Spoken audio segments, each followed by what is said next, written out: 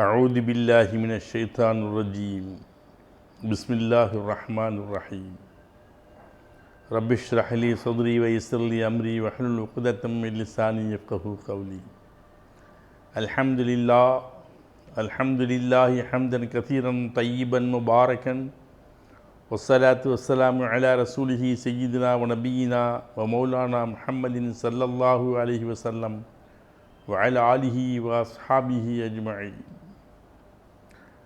அளவற்ற அருளாளனும் நிகரற்ற ஏற்றமிகு பேரன்பும் கொண்ட ஏக வல்லவனாம் அல்லாஹ் ஒருவனை போற்றி புகழ்ந்து ஆரம்பம் செய்கின்றோம்.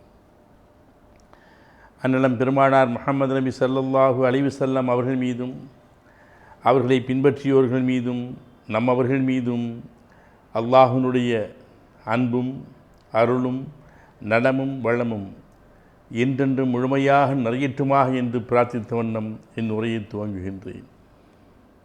அன்பிற்கினிய ஜிடிஎம் நேயர்களை, அல்லாஹ்வினுடைய நல்ல அருளால் ரமதான் மாதத்தினுடைய 14 நாம் இருக்கின்றோம். அல்லாஹ் கடமையாக்கிய முக்கியமான கடமைகளில் ஒன்றான நோன்பை நாம் அல்லாஹ்விற்காக நாம் நோற்றுக்கொண்டிருக்கின்றோம். தொழுகை என்பது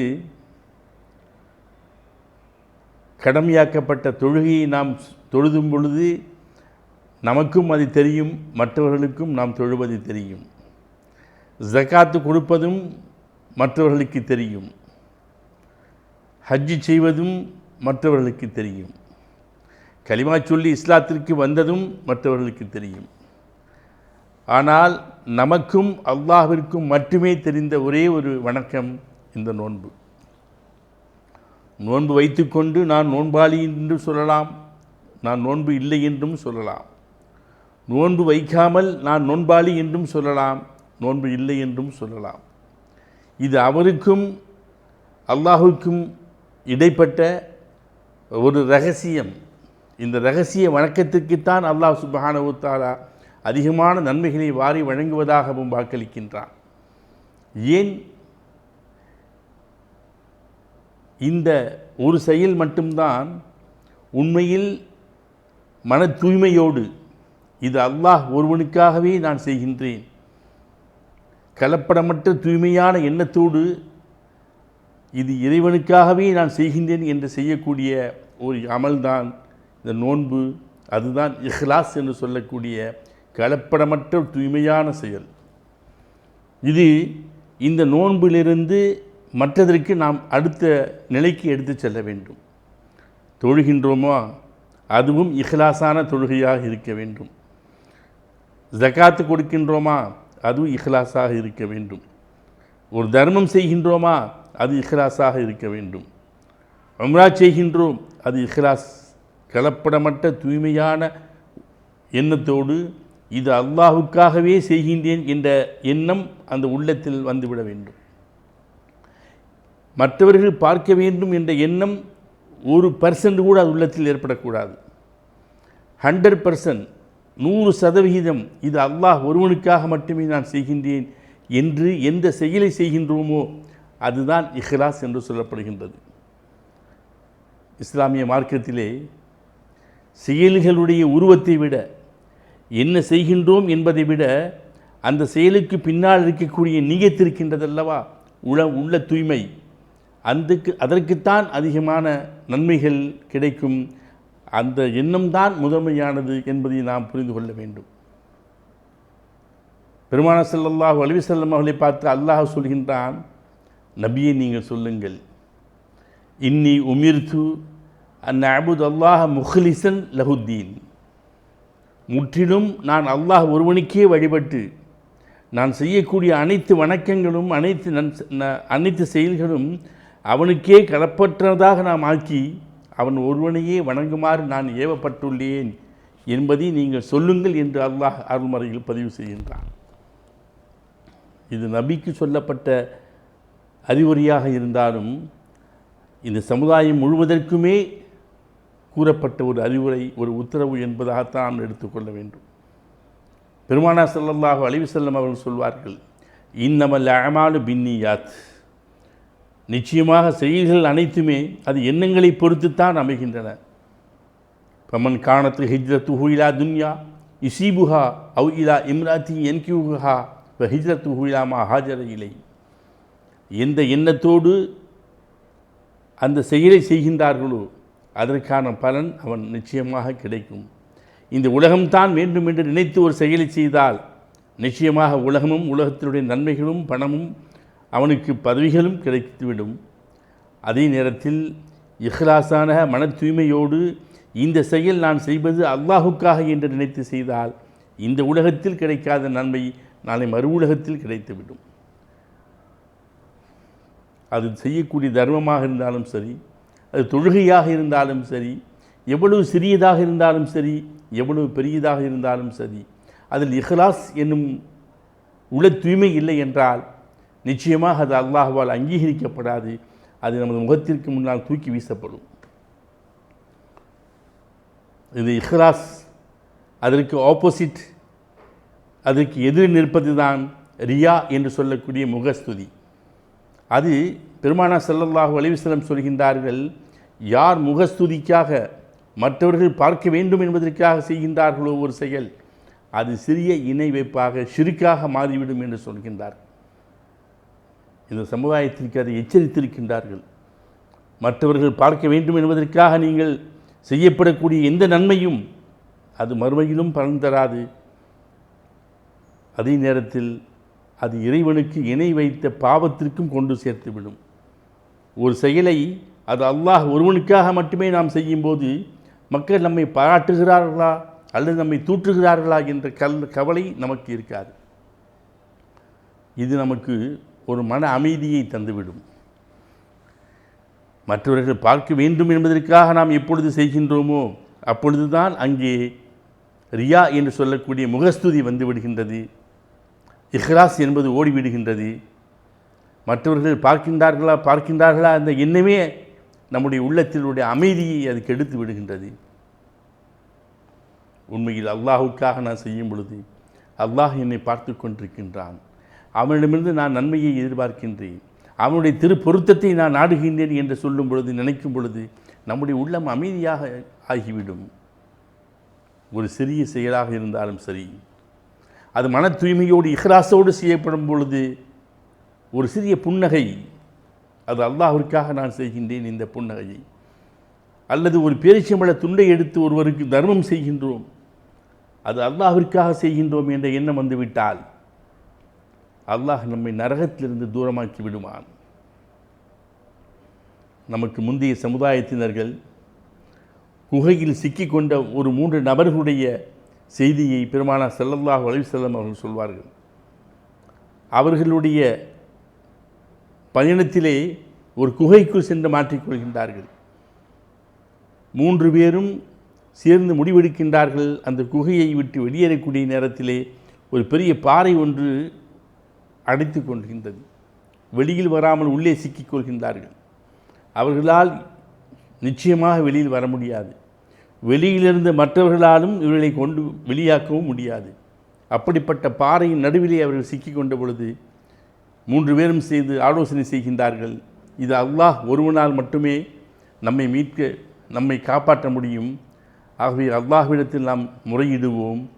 நம்முடைய வாழ்க்கையில் நாம் எத்தனையோ நன்மைகள் செய்திருக்கின்றோம், அதில் ஏதேனும் ஒரு செயலை அல்லாஹ்விற்காக நாம் செய்திருப்போம் அல்லவா, அதை நாம் அல்லாஹ்விடத்தில் நினைவுபடுத்தி அவனிடமே நாம் பிரார்த்தனை செய்வோமே என்று 3 பேர்களும் 3 விஷயங்களை சொல்லி அல்லாஹ்விடம் அவர்கள் துஆ செய்கின்றார்கள். அது ஒரு நீண்ட ஒரு ஹதீஸ். ஆனால் அவர்களுடைய அந்த நற்செயல்களில் இருந்த இஹ்லாஸ் என்னும் மன தூய்மையின் காரணமாக அல்லாஹ் அந்த குகைக்கு கல்லை சிறிது சிறிதாக ஒவ்வொருவரும் ஒரு விஷயத்தை, ஒரு செய்தியை சொல்லி அவர்கள் காப்பாற்றுமாறு அல்லாஹ்விடம் வேண்டிய பொழுது அல்லாஹ் அந்த பாறையை நகர்த்தி அவர்களை வெளியாக்கினான். அவர்கள் கூறிய 3 சிறப்பான ஒரு செயல் இருக்கின்றது. இன்ஷா அல்லாஹ் வேறொரு முறை நாம் அதை விரிவாக பேசுவோம். இங்கே பார்க்க வேண்டியது, நாம் புரிந்து கொள்ள வேண்டியது, இஹ்லாஸ் மன தூய்மை உள்ளவர்கள் எப்படிப்பட்ட சோதனைகள் வரும்பொழுதும் அவர்கள் துவண்டு விட மாட்டார்கள். என்றால் நம்முடைய இலக்கு, நம்முடைய எண்ணம் அது அல்லாஹுடைய திருப்தி மட்டுமே என்று இருக்கும் பொழுது நாம் நிச்சயமாக எதற்கும் கவலைப்பட வேண்டியதில்லை.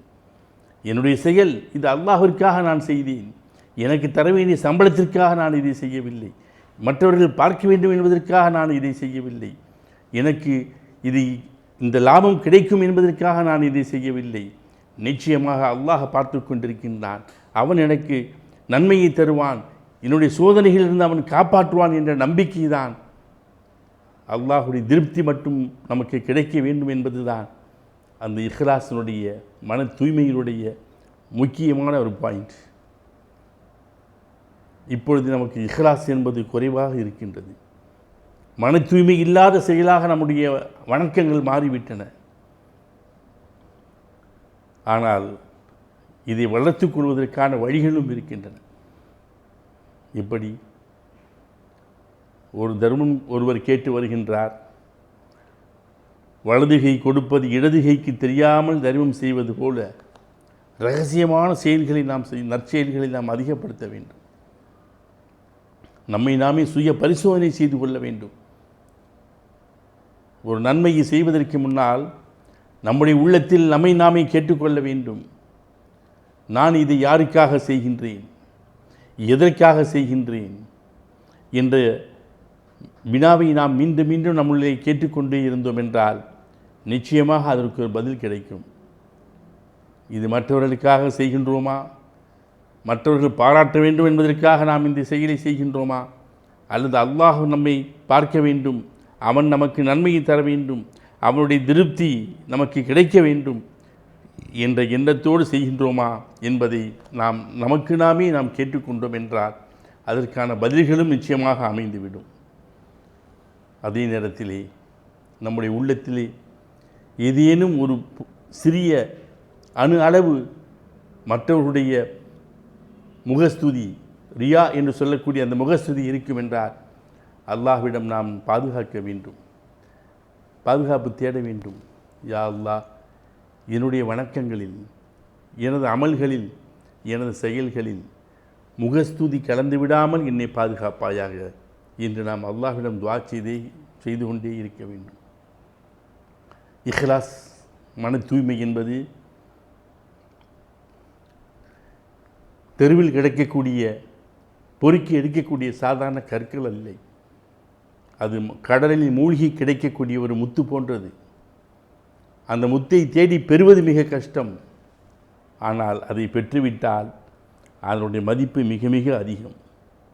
நம்முடைய ஒவ்வொரு சொல்லும், ஒவ்வொரு செயலும், நம்முடைய வாழ்வும், நம்முடைய மரணமும் அது அல்லாஹ்வாகிய அகிலங்கள் இறைவனாகிய அல்லாஹ் ஒருவனுக்கே அர்ப்பணிக்கப்பட வேண்டும். பெருமானார் ஸல்லல்லாஹு அலைஹி வஸல்லம் அவர்களை பார்த்து அல்லாஹ் சொல்வான், இப்ராஹிம் அலைஹிஸ்ஸலாத்து வஸ்ஸலாம் அவர்கள் கேட்ட துஆ, குல், நபியே நீங்கள் சொல்லுங்கள், இன்ன ஸலாத்தி வ நுசுகி வ மஹ்யாய வ மமாத்தி லில்லாஹி ரப்பில் ஆலமீன். நிச்சயமாக எனது தொழுகை, என்னுடைய மற்ற வணக்கங்கள், எனது வாழ்வு, எனது மரணம் உலகத்தாரை படித்து பாதுகாக்கக்கூடிய அல்லாஹ் ஒருவனுக்கே உரித்தானவை என்று நீங்கள் துஆ செய்து கொள்ளுங்கள். மறுமை நாளிலே ஒரு மார்க்க அறிஞர் வருவார், தர்மம் செய்த ஒரு கொடையாளி வருவார், ஒரு ஷஹீத், அல்லாஹ்வின் வழியில் போரிட்டு மரணமடைந்த ஷஹீது தியாகி வருவார். அவர்களெல்லாம் முதலில் விசாரணை செய்யப்படுவார்கள். அவர்களுடைய ஏனென்றால் அவர்கள் செய்த நன்மைகள் மிகப்பெரியது. மற்றவர்கள் செய்த நன்மைகளை விட அவர்களுடைய நன்மை மிகப்பெரியது. ஆனால் அவருடைய உள்ளத்தில் என்ன இருந்தது என்பதை அல்லாஹ் ஒருவன் தான் அறிவான்.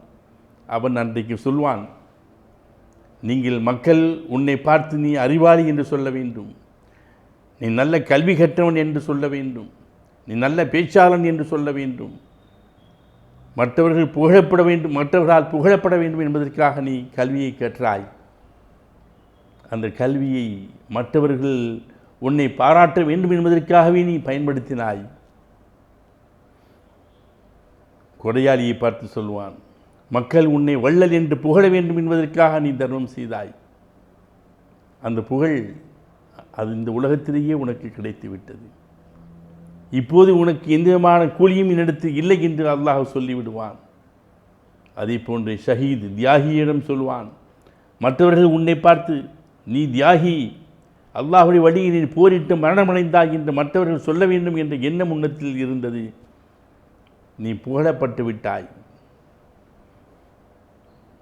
இஹ்லாஸ் இல்லாவிட்டால், மன தூய்மை இல்லாவிட்டால் நம்முடைய பெரிய நற்செயல்கள் கூட அது தூசியாக மாறிவிடும் என்பதை இந்த ஹதீஸ் நமக்கு விளக்குகின்றது. பெருமானார் ஸல்லல்லாஹு அலைஹி வஸல்லம் சொன்னார்கள், அல்லாஹ் உங்களது உருவங்களை பார்ப்பதில்லை, உங்களது செல்வத்தை பார்ப்பதில்லை, உங்களது செயல்களை மட்டுமே பார்க்கின்றான். வெளிப்படையாக இருக்கக்கூடிய ஒரு மனிதனுடைய அந்த வெளித்தன்மையை அவன் பார்ப்பதில்லை. வெளி தெரியக்கூடிய பகட்டுகளும் ஆடம்பரங்களும் பணமும் பதவியும்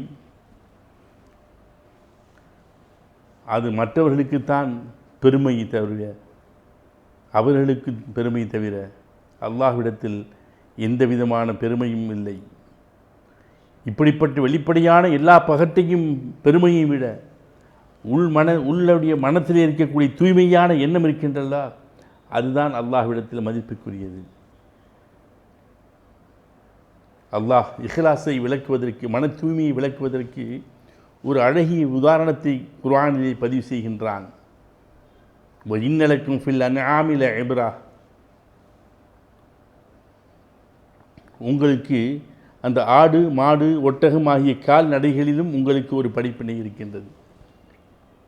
என்ன படிப்பினை? இரத்தத்திற்கும் அதனுடைய கழிவுக்கும் இடையில் அதனுடைய வயிற்றிலிருந்து உங்களுக்கு அழகான தூய்மையான பாலை உற்பத்தி செய்து நாம் உங்களுக்கு புகட்டுகின்றோம். அது குடிப்பவர்களுக்கு மிக இன்பகரமானது என்பதை அல்லாஹ் பதிவு செய்கின்றான்.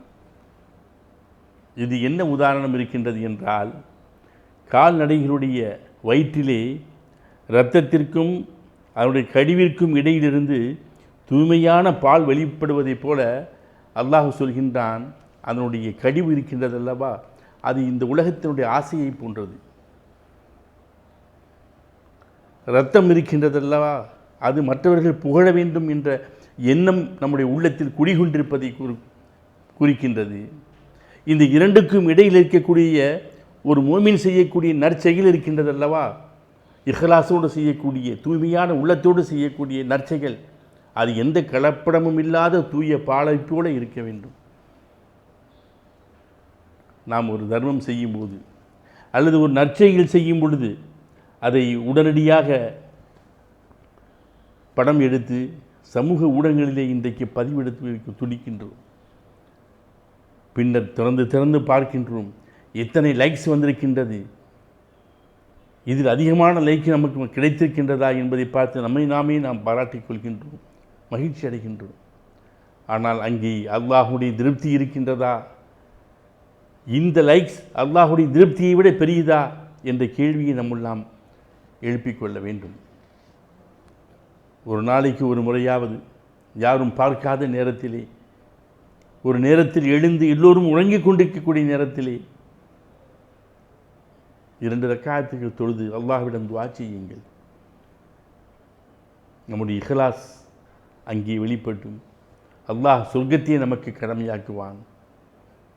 யாரோ ஒரு ஏழையை பார்க்கின்றோம், யாருக்கும் தெரியாமல் அவனுடைய கையில் ஏதோ நம்மிடம் உள்ளதை எடுத்து கொடுத்து அல்லது அவனுக்கு ஒரு உதவி செய்து ஒரு உணவு வாங்கி கொடுத்து, அல்லாஹ் இது உனக்காக நான் செய்தேன் என்று அல்லாஹ்விடம் மட்டுமே பேசிவிட்டு அதை அவனிடம் ஒப்படைத்து விட வேண்டும்.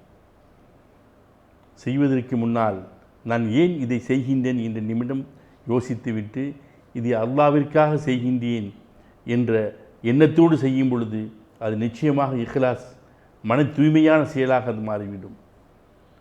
ஒருவேளை அதை செய்யும் பொழுது ஒரு புகழ் மயக்கம் நமக்கு வந்துவிடும் என்றால், யாராலும் பார்த்தால் நன்றாக இருக்குமே, நாம் செய்யக்கூடிய இந்த செயல் மற்றவர்களுக்கு தெரிந்தால் நன்றாக இருக்கும் என்ற எண்ணம் வந்துவிட்டால், அஸ்தக்ஃபிருல்லாஹ், இறைவா உன்னிடம் பாவ மன்னிப்பு கேட்கின்றேன் என்று கூறி நம்முடைய மனதை நாம் தேற்றிக்கொள்ள வேண்டும், மாற்றிக்கொள்ள வேண்டும். செயலை செய்து முடித்ததன் பிறகு அதை பற்றி யாரிடமும் கூறக்கூடாது. வீட்டில் உள்ளவர்கள் உறங்கிக் கொண்டிருக்கின்றார்கள். நாம் எழுந்து இரண்டு ரக்காத்துகள் தஹஜ்ஜுத் தொழுதோம். காலையில் எழுந்த பிறகு கேட்கின்றார்கள். நாம் சொல்ல வேண்டிய அவசியம் இல்லை. அதை அப்படியே மறைத்துவிட வேண்டும். ஆம், எழுந்தேன், தண்ணீர் குடித்தேன், அல்லது நான் வாஷ்ரூமுக்கு போனேன், திரும்பி வந்து படுத்து விட்டேன், முடிந்து விட்டது. யாரிடமும் அது மனைவி, மக்கள், தாய், தந்தை, நண்பர்கள் யாரிடத்திலும் சொல்ல வேண்டிய அவசியமும் இல்லை. இது அல்லாஹ்விற்காக செய்யக்கூடிய செயலாக இருந்தால் அது அவனிடமே ஒப்படைத்துவிட்டு, இறைவா இது உனக்காக நான் செய்தேன் என்ற எண்ணத்தோடு நாம் இருந்தோம் என்றால் நிச்சயமாக அல்லாஹ் நம்முடைய தூய்மையான எண்ணத்தை அவன் பார்ப்பான். அல்லாஹும்ம இன்னி அஊது பிக்க அன் உஷ்ரிக பிக்க வா அஅலமு வா அஸ்தக்ஃபிருக லிமா லா அஅலம். யா அல்லாஹ், நான் அறிந்து கொண்டே உனக்கு இணை வைப்பதிலிருந்து உன்னிடம் பாதுகாவல் தேடுகின்றேன். நான் அறியாமல் செய்த பிழைகளுக்காக உன்னிடம் பாவ மன்னிப்பு தேடுகின்றேன் என்ற துஆக்களை அடிக்கடி ஓதி வர வேண்டும்.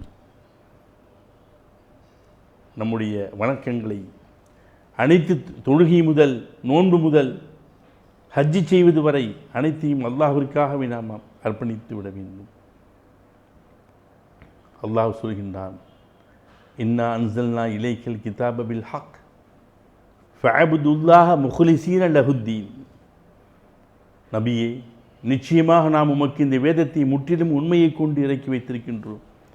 ஆகவே முற்றிலும் அல்லாஹ்விற்கு வழிபட்டு பரிசுத்த தூய எண்ணத்தோடு மனதோடு நீங்கள் அவனை வணங்கி வருவீர்களாக என்று சொல்கின்றான். கலப்பற்ற உண்மையான எண்ணம் என்பது வெறுமனை சடங்குகள், சம்பிரதாயங்கள் மட்டுமல்ல, அது உள்ளே இருக்கக்கூடிய மனதுடைய தூய்மையை அது சேர்ந்தது என்பதை நாம் புரிந்து கொள்ள வேண்டும். இந்த வசனமும் அதைத்தான் நமக்கு அறிவுறுத்துகின்றது. ஆகவே அன்பானவர்களே, நண்பர்களே, தோழர்களே, இந்த ரமலான் மாதம் மிக அருமையான ஒரு வாய்ப்பை நமக்கு தந்திருக்கின்றது. இந்த நோன்பு நாம் அல்லாஹ்விற்காக நோக்கின்றோம் என்ற நியத்தோடு அதை செய்கின்றோம். அதை போன்று மன தூய்மையோடு, இஹ்லாஸோடு இந்த நோன்பை அல்லாஹ் நம்மிடமிருந்து ஏற்றுக்கொள்வானாக. இன்னும் நாம் செய்யக்கூடிய அத்தனை அமல்களையும் செயல்களையும் அல்லாஹ் நம்மிடமிருந்து ஏற்றுக்கொள்வானாக. அவை அத்தனையும் அல்லாஹ் ஒருவனுக்காகவே செய்யக்கூடிய செயலாக மாற்றிவிடுவானாக. நாளை மறுமையில் மற்றவர்கள் பார்ப்பதற்காக நீ இந்த செயலை செய்தாய் என்று அல்லாஹ் நமது முகத்தில் நம்முடைய செயலை, நம்முடைய அமலை, நம்முடைய நோன்பை, நம்முடைய துஆக்களை தூக்கி வீசி விடாதல். நீ உண்மையில் என்னுடைய திருப்திக்காகத்தான் செய்தாய் என்று ஏற்றுக்கொள்ளக்கூடிய நல்ல ஒரு தூய்மையான இஹ்லாஸாக நம்முடைய அமல்களை அல்லாஹ் ஆக்கி தருவானாக. எனக்கும் உங்களுக்கும் அல்லாஹ் சுப்ஹானஹு வ தஆலா அதற்கான நேர்வழியை செல்லக்கூடிய வாய்ப்பை ஏற்படுத்தி தருவானாக. வாஹிர் தாவானா அல்ஹம்துலில்லாஹி ரப்பில் ஆலமீன். அஸ்ஸலாமு அலைக்கும் வரஹ்மத்துல்லாஹி தஆலா வபரகாத்துஹு.